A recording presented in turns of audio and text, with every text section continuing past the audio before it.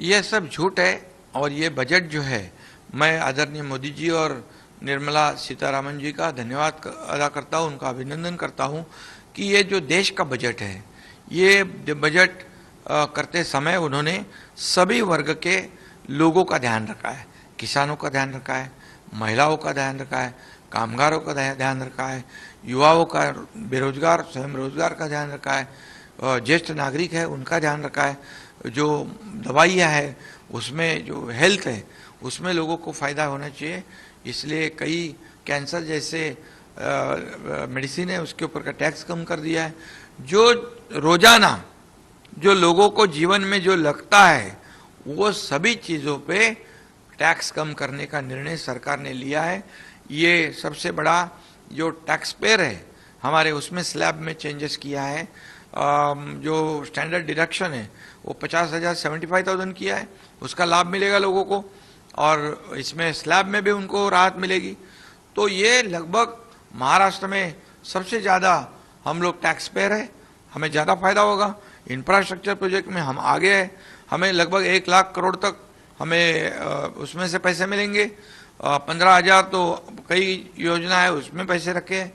तो ये सब जो फेक नैरेटिव फैलाने का जो काम है, उनकी आदत बन गई है, वो उन्होंने उल्टा इस बजट का स्वागत करना चाहिए था, क्योंकि इस बजट में 9 घटक जो है, 9 सेक्टर को प्राथमिकता दी है।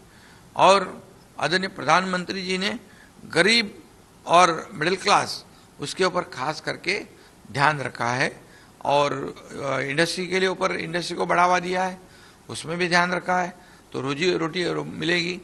इसका मतलब है रोटी कपड़ा मकान हर एक को, उसमें कोई असुविधा ना हो, इसका ध्यान रखा। और विकास के साथ कल्याणकारी योजना वो भी की हुई है। हमारे देश को आगे बढ़ाना है तो ये जरूरी है। देश की अर्थव्यवस्था मजबूत करना तो ये पहला कदम है। हमारे 11वें से 5वें नंबर पे हम आया अर्थव्यवस्था में, अभी तीसरे नंबर पे लाने का सपना मोदी जी का है, वो इस अर्थ संकल्प में दिखाई पड़ रहा है। और इसलिए मैं कहूँगा कि देश महासत्ता की ओर जाने के लिए ये सब जरूरी है, और अर्थव्यवस्था मजबूत करनी जरूरी है। और इसीलिए ये अर्थ संकल्प जो है, ये सभी लोगों को न्याय देने वाला अर्थ संकल्प है, और सर्वसमावेशक है। इस देश का विकास करने वाला अर्थ संकल्प है, देश को दुनिया में आगे बढ़ाने वाला अर्थ संकल्प है, देश को आर्थिक महासत्ता की ओर ले जाने वाला ये अर्थ संकल्प है। और इसलिए पिछले 10 सालों में जितना विकास किया है, अभी अगले 5 सालों में दुगना विकास इस बड़े तेजी से मोदी जी करेंगे, उनके नेतृत्व में केंद्र सरकार करेगा। उसका फायदा हमारी सरकार को होगा, राज्य सरकार को, महाराष्ट्र होगा। डबल इंजन सरकार, पिछले 2 साल में हमने कितने काम किए, कितनी योजनाएं लाई, उसमें केंद्र सरकार ने, मोदी जी ने सपोर्ट किया ही है। अमित शाह जी ने 10,000 करोड़ जो शुगर इंडस्ट्री है, सहकार विभाग है, उनको इनकम टैक्स में हम राहत दी है। ऐसे कई निर्णय केंद्र सरकार ने लिया, हमारा एक भी प्रस्ताव उन्होंने नकारा नहीं है। और इसलिए महाराष्ट्र को भी जो जो जरूरत है हम दिया तो है, और जो जरूरत है हम मांगेंगे, और मुझे विश्वास है कि केंद्र सरकार बिल्कुल देगा।